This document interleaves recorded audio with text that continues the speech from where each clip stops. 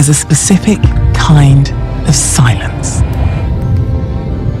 Right before the world changes. It's that split second of realization. The moment when you know that life as you've lived it is about to become something entirely new.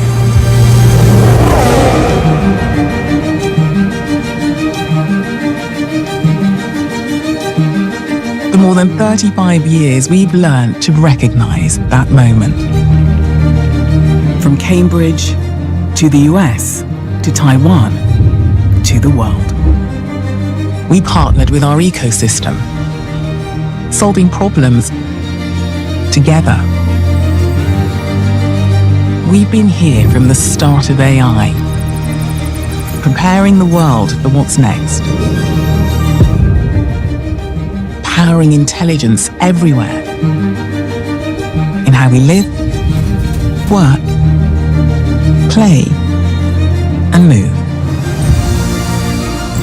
Together, this is our moment. Because when you know you have the power to change everything, you step forward.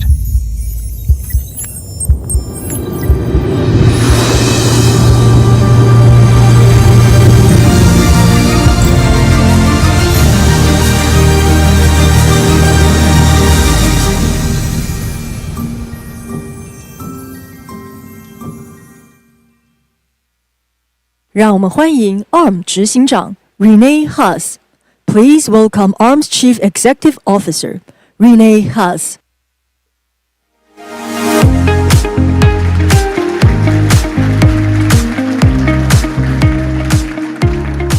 Ni hao, welcome. I apologize for the delay, but we will get moving as quickly as possible. We have a lot of things to share with you this afternoon. June means Computex, and June means a muggy evening and afternoon in Taipei, but it is wonderful to be back here. I think my first Computex was 2004, 2005-ish, so it's 20 plus years, plus or minus when COVID hit.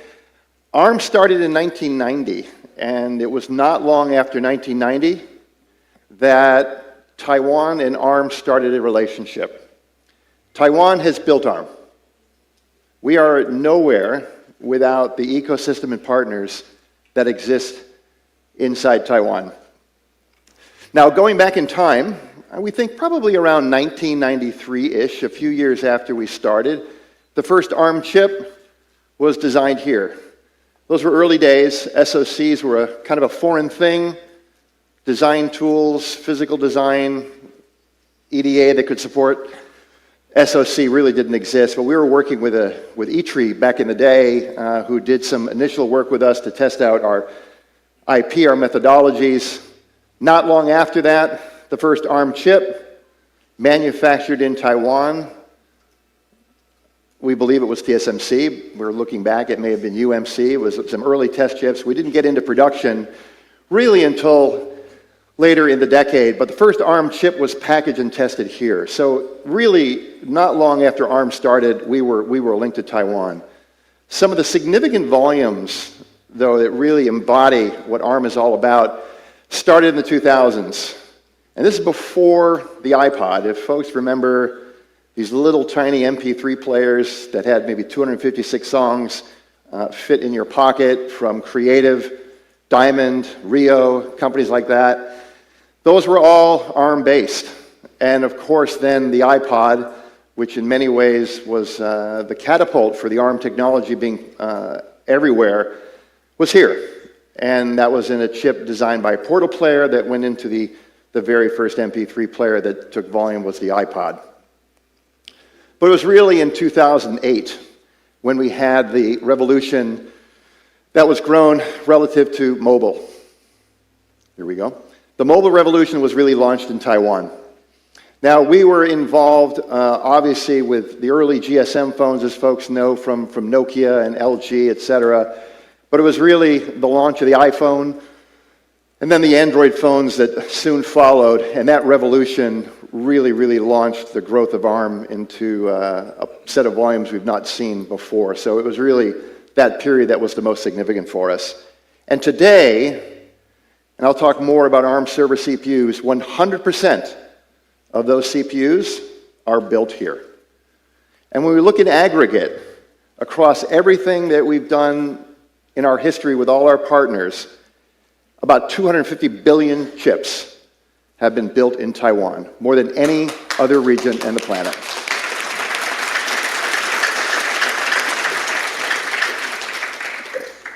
I cannot tell you the gratitude we have as a company for the ecosystem, the people, the talent, the partners here. ARM is nowhere without the partners of Taiwan. Now, some very cool products have come out of the Taiwan ecosystem. When we look at the Edge, products such as the Amazon Edge, Oppo Vivo phones, Apple MacBooks, a product I use constantly, I don't mean this as a promo, but these Meta Ray-Ban glasses, they are amazing. I use them for phone calls, videos, messages, all here in Taiwan. Physical AI, the humanoids, the most advanced in the world, whether it's Tesla, Figure, Techman, all the chips here built in the Taiwan ecosystem. And then, of course, cloud AI, whether it's the TPU racks, the racks by NVIDIA, Graviton, everything here, as I mentioned, 100% of our ecosystem is built in Taiwan. So without Taiwan, there really is no ARM. Thank you again.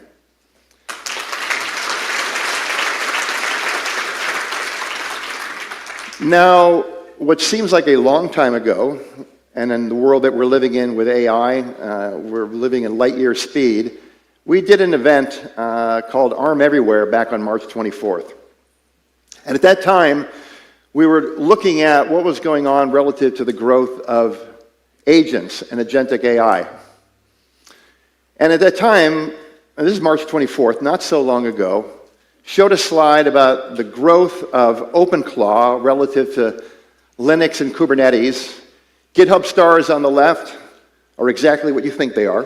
They are stars that rate the popularity or the stickiness of a certain application. OpenClaw reached levels almost beyond parabolic in terms of the takeoff, and this is back in March 24th. And what that told us was that the growth of these agentic platforms were driving demand for CPUs in a way we had not seen before. And the logic behind that is quite simple. GPUs, XPUs are amazing at generating tokens. That is their purpose. Whether it's training to generate the learning or inference to deliver the tokens, the token machine, the token factory is the accelerator. But agents, unlike humans, don't sleep, and agents beget agents that beget agents. And all of those tokens that need to be distributed, managed, orchestrated, delivered to the destination, that's only a workload that CPUs can do. CPUs, of course, in conjunction with a full system design. So we made a comment back on March 24th, and I think we were probably one of the very first to do this, that said we believe going forward that 4 times the number of CPU cores needed in the same power envelope going forward. Now, that multiplier, I ended up getting so many questions relative to show me the math and how do you figure that out? And not long after that, you started hearing numbers of 4x, 8x, 10x. It's a hard number to predict just based upon the growth rate of these agents. But what we do know is as follows. If we look at today what we're seeing in terms of agentic growth, even fast forwarding from the 24th of March, this is just exploding. We're seeing this with SaaS companies, whether it's Snowflake or Salesforce or ServiceNow, who are developing all the agents relative to running in the backplane. The explosion of Anthropic with Claude Code, Codex from OpenAI. All these agentic workloads are driving in more demand. And what that does in turn is drive a very, very significant growth, if my clicker's doing here, in terms of where the CPUs go. So if you change the axis on the Y side to units, and you look forward in terms of what the growth rate looks like, CPUs are even growing faster than we had thought. And we are seeing this across the board. It's not just ARM. Of course, I'll be promoting ARM a little bit more later, but we're seeing this from anyone who's in the CPU business. The demand for these CPUs continues to explode because the agents beget agents beget agents. Now, is the number 4 to 1? Is the number 6 to 1? Is the number 8 to 1? I don't know, but what I do know is that it's getting bigger. It's that the agents continue to accelerate relative to the growth, and with that, CPU growth is also raising. We threw out a number back on March 24th around a CPU TAM in 5 years going to north of $120 billion. And again, at the time when we did that event, we had a lot of questions from media, investors, analysts saying, that number seems a little too aggressive, not sure how you got there. Fast forward, the numbers that people are talking about are almost twice that number, if not larger. What we do know is that AI agentic workloads, because of the more tokens you generate, the more information that's being used, the more that they are agentic, drives demand for compute. And of course, we have an answer for that. The ARM AGI CPU.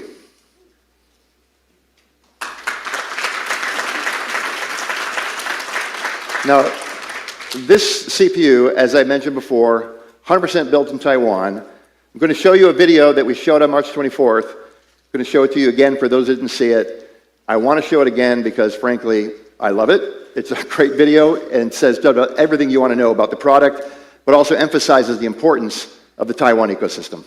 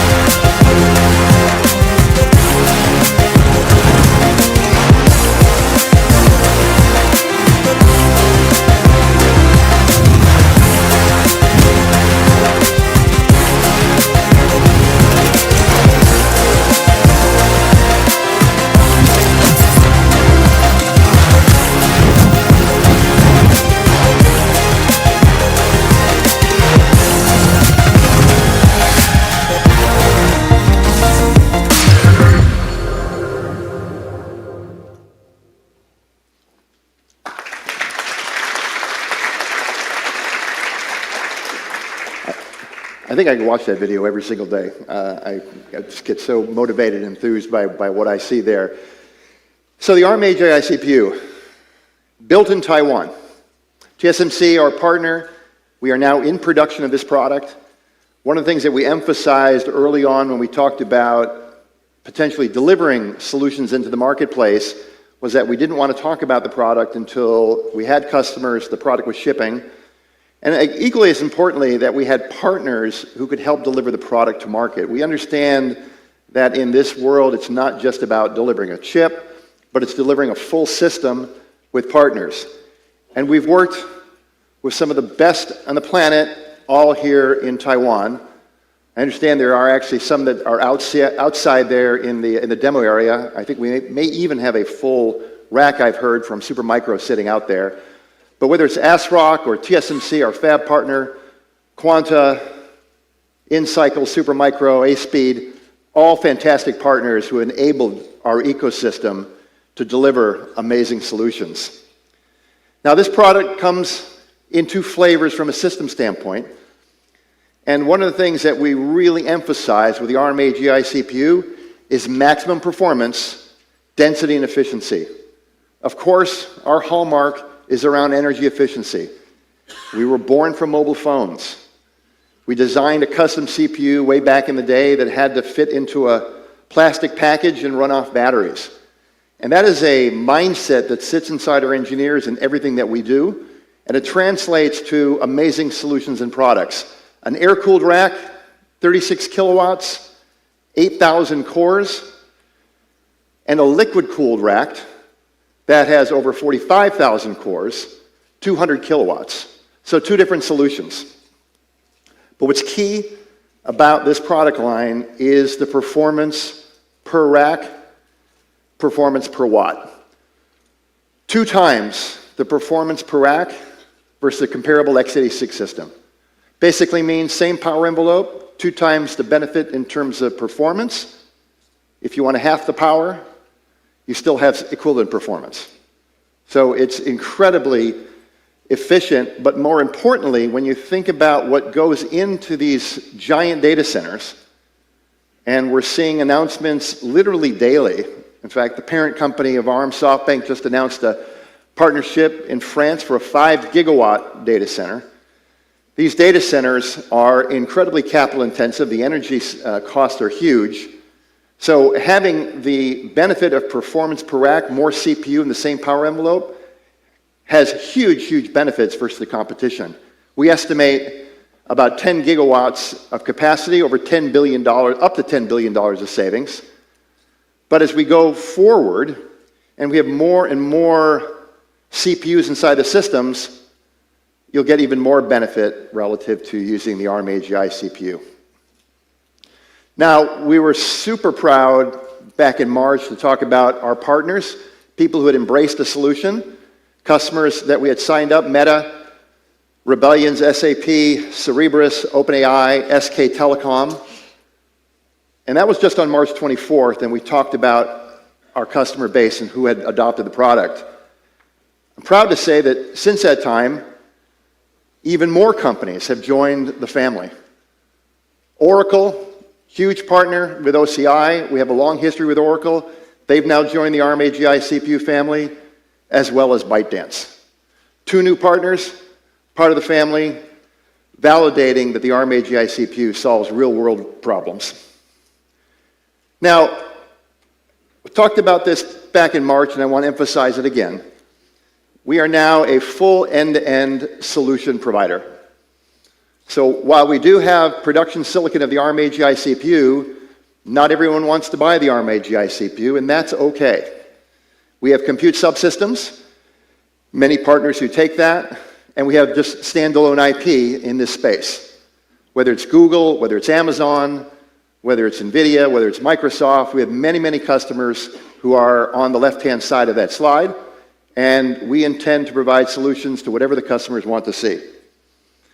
And that is very important because the momentum is really increasing for us now with agentic AI and whether it's our own CPU or our partners.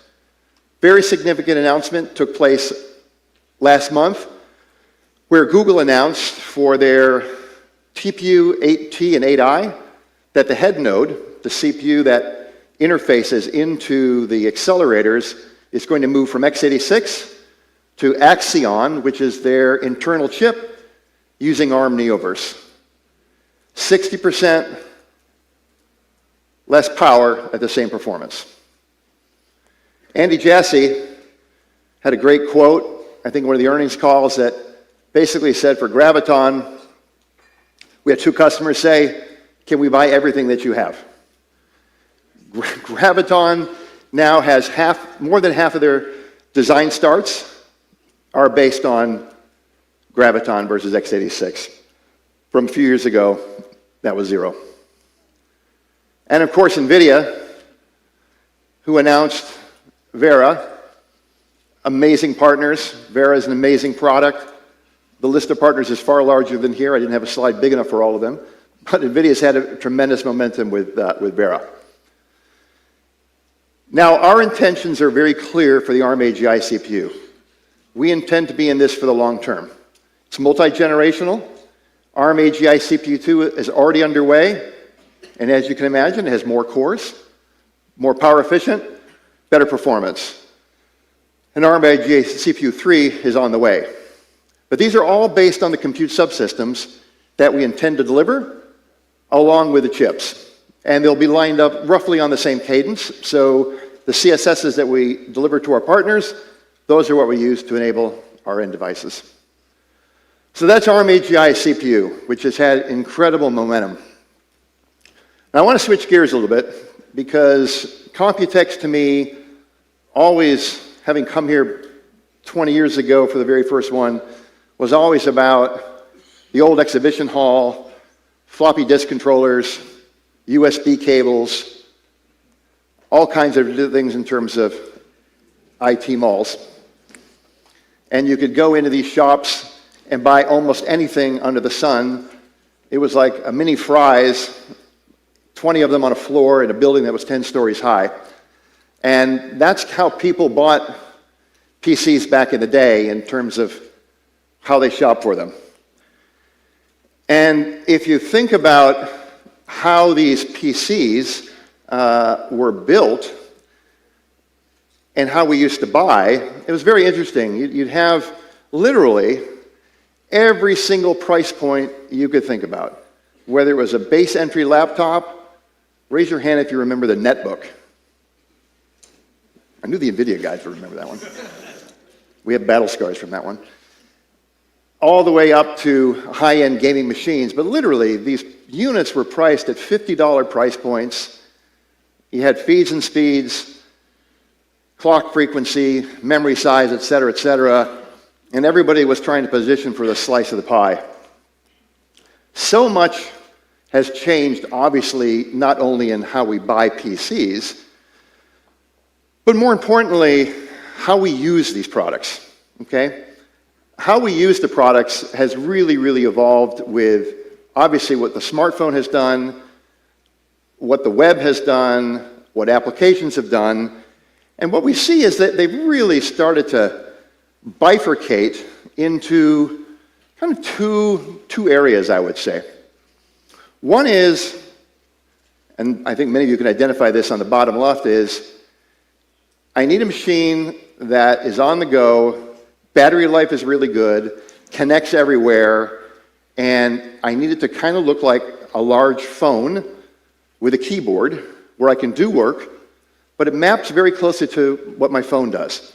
And if I think about myself personally, I have one of these flip phones, which I use for reading documents and reviewing presentations, and I'm a CEO, so I create very little these days. I review many things. But what I find is I go back and forth a lot between that smartphone that flips like a tablet into the PC, but it's really super important that the PC and phone are synchronized and they can do things back and forth very quickly. There's also an extreme performance workload, and that is I'm either running agents, I'm either running models, I'm doing some development work. I need some very extreme level of performance. So there's really two different components in two different areas in terms of how they all work. So only ARM really enables this for PCs.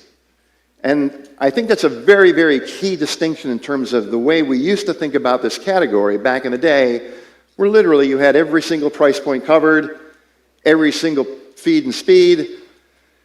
Now you want two different ends of the spectrum. And whether it's long battery life, great AI experience, we're in that bottom category. But if you also want the agentic type of performance, we're there as well. Now, specifically, when we look at the units that are there, you can see that you've got the Acer device, Mac Neo, pretty interesting product, the Google Book, Microsoft Surface, Mac Studio, of course the NVIDIA RTX Spark, which was just announced, which I'll talk about. But these two broad categories are very unique to ARM. And I get lots of questions, over the years about Windows and ARM, and when is ARM going to really take place to be a significant player in laptops and the compute space. I would argue that we are now actually there. Because when we look across the spectrum of the operating systems that are supported, whether it's Linux, whether it's Mac OS, which is 100% on ARM today, Chrome, Windows, only ARM can enable this across the board. And this would not be done without huge, huge cooperation from all of our partners who are listed there, the folks on the operating system side that we work so closely with. We've worked for decades with Apple. We've worked for decades with Google and Microsoft. This work does not happen overnight. There is a huge amount of effort to go off and make this happen, and I want to give an applause and thanks to all of our partners to make this work.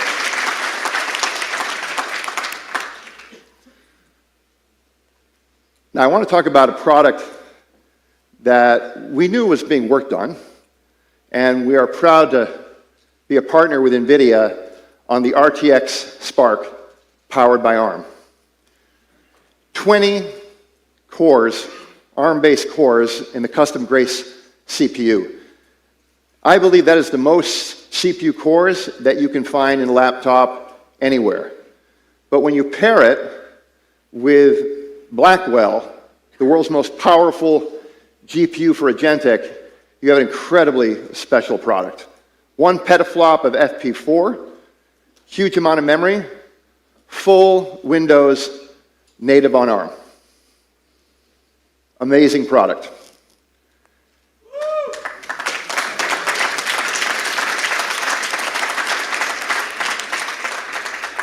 And of course, as you'd suspect, partners who are there already: Acer, Asus, Dell, Gigabyte, HP, Lenovo, Microsoft, MSI. I think I saw a Surface Ultra that was announced, an amazing product.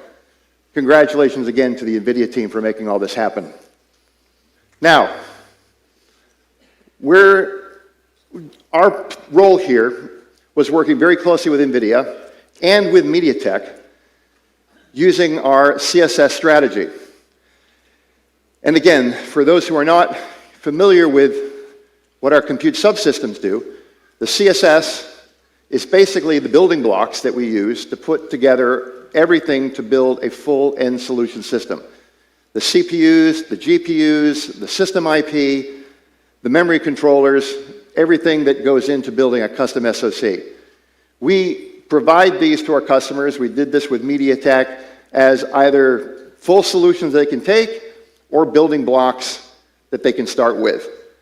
So we see a very significant opportunity, again, given the strategy we talked about with IP and compute subsystems around the ARM Agentic CPU, very, very similar with what we're doing with the CPUs for the CSSs.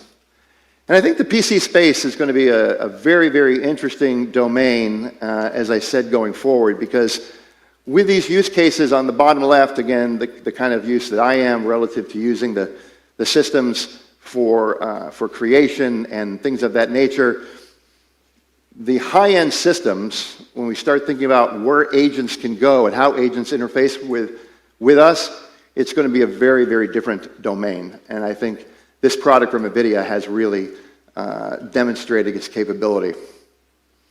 So I'm not sure if the systems are available yet, but we actually got access to some of the hardware and technology, and we decided to give it for a spin.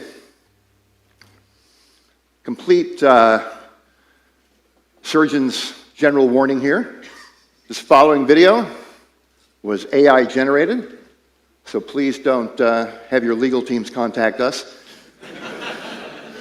But let's take a quick look.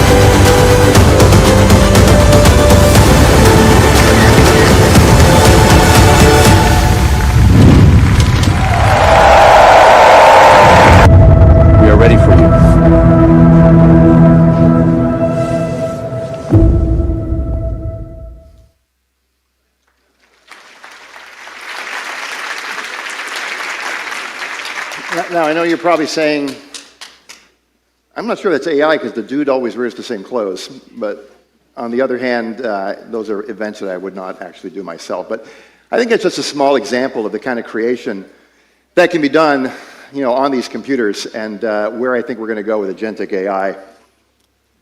Now, I want to be able to talk more about the product, but I'm kind of thinking that there's probably someone better than me to join me on stage to talk about the RTX Spark and everything that NVIDIA does. So I'm going to introduce a special guest here. If my clicker behaves.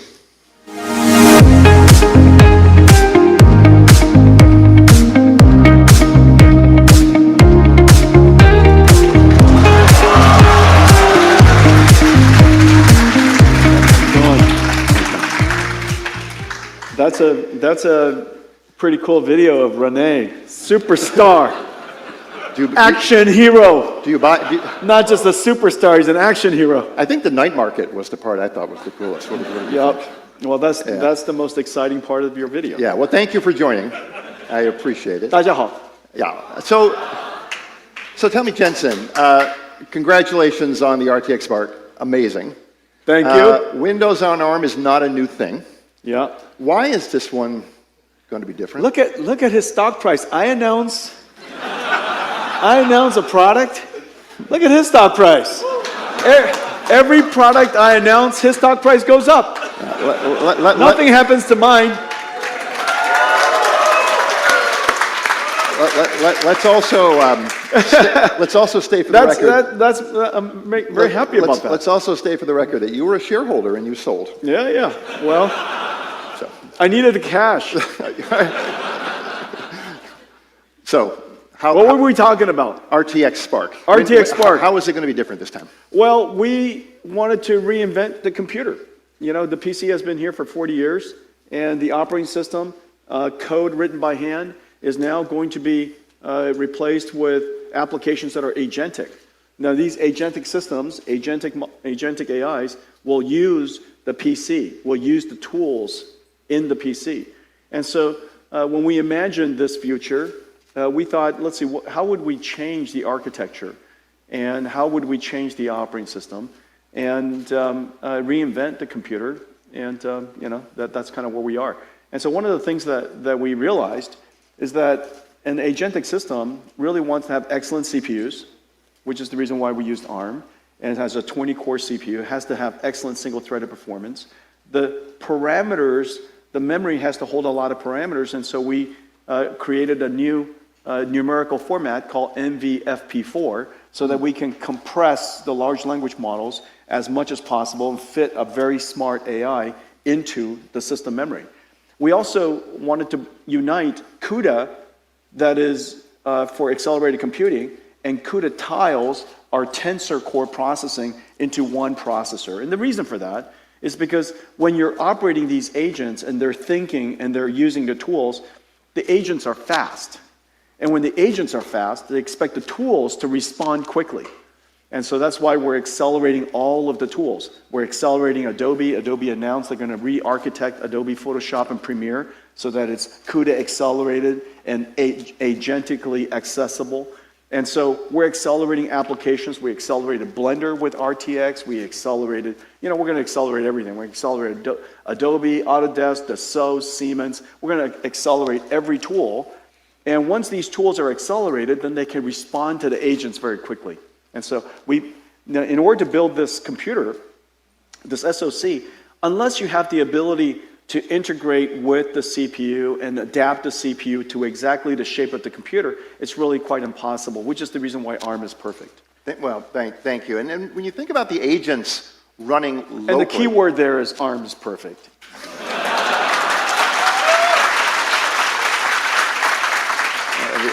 The other key word is thank you. Agents running locally... Naughty.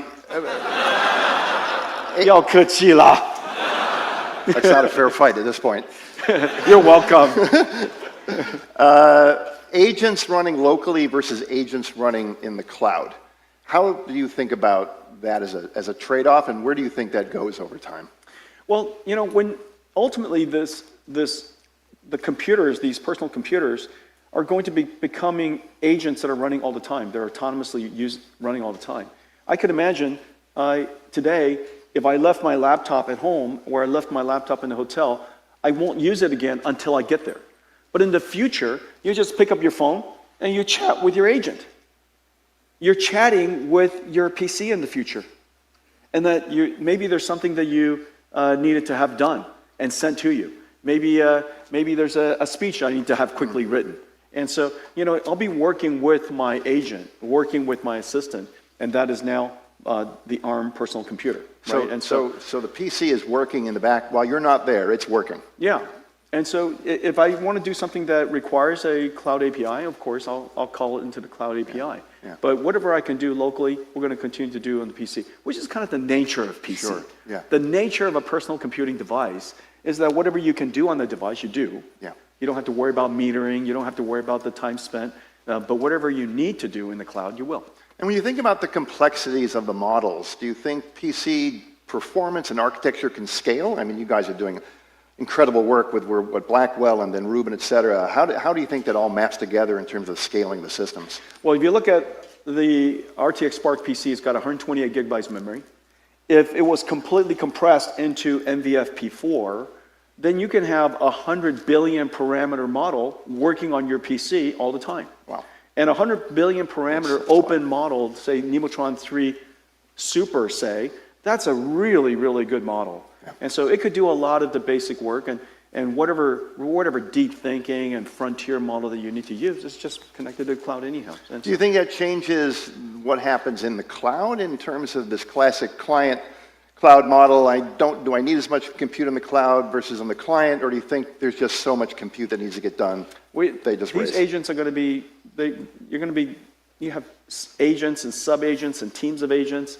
They're going to be working in the cloud. They're going to be working on devices. And so it's just like today in a lot of ways. Yeah. Mobile cloud is not cloud only, not mobile only. It's mobile and cloud. Yeah. And so it allows you to have a really great personal computing experience, your own experience. But whatever you need to connect to the cloud, you will. And so, do you think, and this is maybe a bit of a provocative question, but as these agents are running in the background and they're doing a lot of the work, does the operating system matter? Is the agent really the OS, if you will, and it does the work and isn't so reliant on the hood? Where do you think that goes over time? Well, the operating system is going to be just as important as ever before, if not more important. And the reason for that, and this is the controversial part, that people say AI comes along, software is dead. Nothing is further from the truth. And now people are starting to realize that. Yeah. When agents are here, they're going to use tools. And so those tools are more important than ever. And so they're going to use Adobe Photoshop, they're going to use Adobe Premiere, they're going to use Canva, they're going to use they're going to use Dassault's tools, Siemens tools, they're going to use tools, whatever they have on the device. This is the incredible part.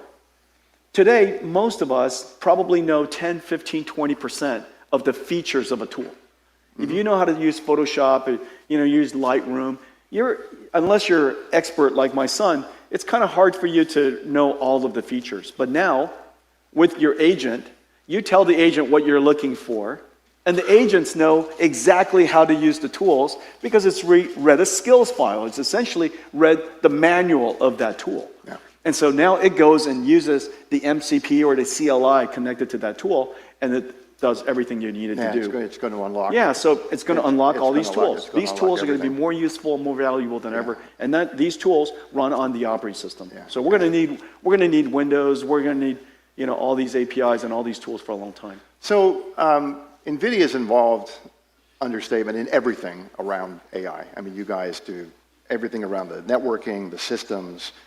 You know where all the bottlenecks are. When you think about over the next number of years, where are the constraints to growth? Where do you think they are? Well, it's probably going to be everywhere. This is at this point, if you look at our evolution, first Hopper was designed for training. Then Grace Blackwell was, of course, great at training, but we also specialized NVLink 72 for inference. And at first, people thought, inference was easy, and we explained to people that MOEs, large language models, and to be able to inference very quickly and generate these tokens as efficiently as possible, you're going to need a very complicated computer. And so GB or Grace Blackwell NVLink 72 is the most efficient, and we produce the lowest cost tokens in the world. Okay, and so that was a big breakthrough, and now people understand that you want very advanced systems to generate tokens at very low cost. Vera Rubin took, of course, all of that, and we extended it to run agents. At first, when I said that 2 years ago, most people had a hard time understanding what that meant, but now they realize that an agent is orchestrating thinking, is using tools, it's accessing long-term memory, it's dealing with short-term memory, working memory, and it's compacting, doing memory compaction to remember, to think about what should I remember for the future, how do I index SQL memory, how do I index structured memory, how do I index unstructured memory, and so how do I deal with all of that? That agentic system is what Vera Rubin is, and it's a large system, and so people are now starting to understand that when we were thinking about agentic systems, we were really thinking about new computing application pattern, and that it really requires a new architecture. Well, now the big breakthrough, of course, these agents now are producing useful AI. And that's the reason why all of our growth, right? Your growth, my growth, is just so incredible, because when AI becomes useful, then the tokens that are being generated are profitable. And when token generation is profitable, everybody wants to generate 1 trillion times more token. The other part is that the agent, the application, this agent compute pattern is 1,000 times, maybe 100,000 times, and depending on the work, it's 1,000,000 times more than chatting. Yeah. And so you could see that the agents are working, they're working for minutes, hours, sometimes days, sometimes weeks.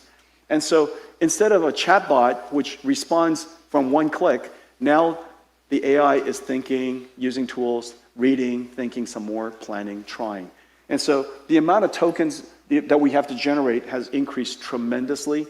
The profitability of the tokens obviously is driving demand. So the compound effect of need more compute with more demand, that compounded effect is what you and I are experiencing. And so we're seeing constraints almost everywhere. In our case, we were fortunate that we planned.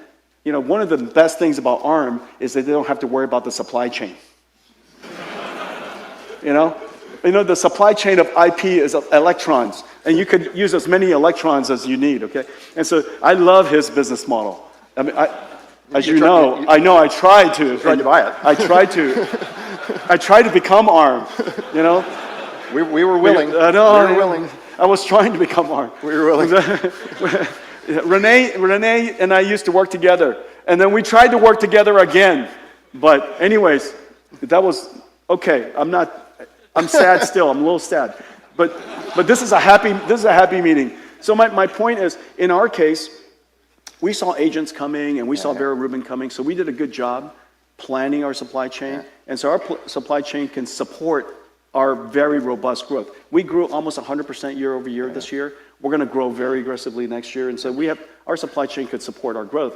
But the fact of the matter is, demand is even higher than that. Yeah, we was talking with Cece and Kevin this week, and they were saying, at some point gravity has to take over. They've never seen 4 consecutive years of a semiconductor cycle that looks this good.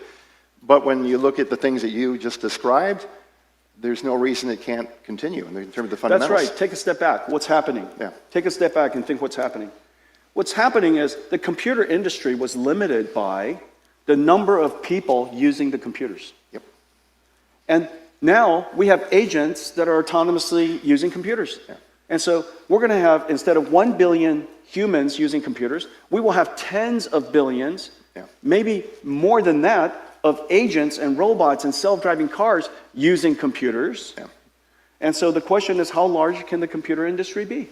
Yeah. And so, my sense is that at this point, it's a foregone conclusion that what is a $1 trillion, multi-trillion-dollar industry is likely 10 times larger. Yeah. And so we're on our way to. And that's why NVIDIA is the largest market cap company in the world. And if you combine the two companies, we'd be the largest in the world. Still. I love that. I love that. That's such a great idea. So, thank you. Congratulations on Thank you. RGX Spark, just amazing. Well, congratulations on everything you guys are doing. I have a small gift for you. Really? Someone's going to give here. Yeah. So for those who may not recognize what this is, and I'm going to sign it. This is very, very real, by the way. Jensen talks a lot about resiliency and sticking with things. Tegra 3 was the first Windows on ARM laptop that was announced. How come when we were younger,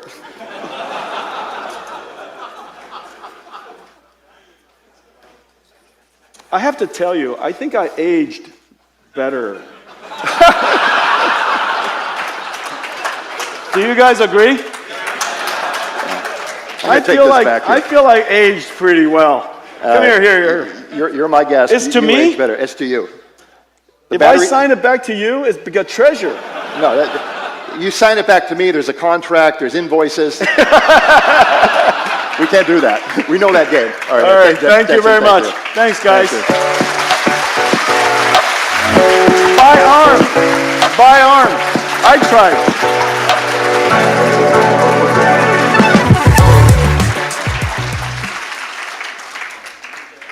One of those things was real up there. That actually was a real system that we worked on, and Fish and Kaustub, those guys will remember on that. I think I aged a little bit better than he did, by the way. So to wrap up, one agentic platform, cloud to edge. Showed these products before. It's the ARM AI compute platform that enables systems from the very, very smallest to the very, very largest. And we do this through a very consistent effort with software. 22 million developers, the largest developer community across the planet for any compute platform. But as I said, none of this happens without incredible cooperation and dedication from our partners. And again, I just want to say thank you to Taiwan. ARM is nowhere without Taiwan, the ecosystem, the people, the engineers, the supply chain managers. Thank you so much for everything you've done. Thank you for attending today.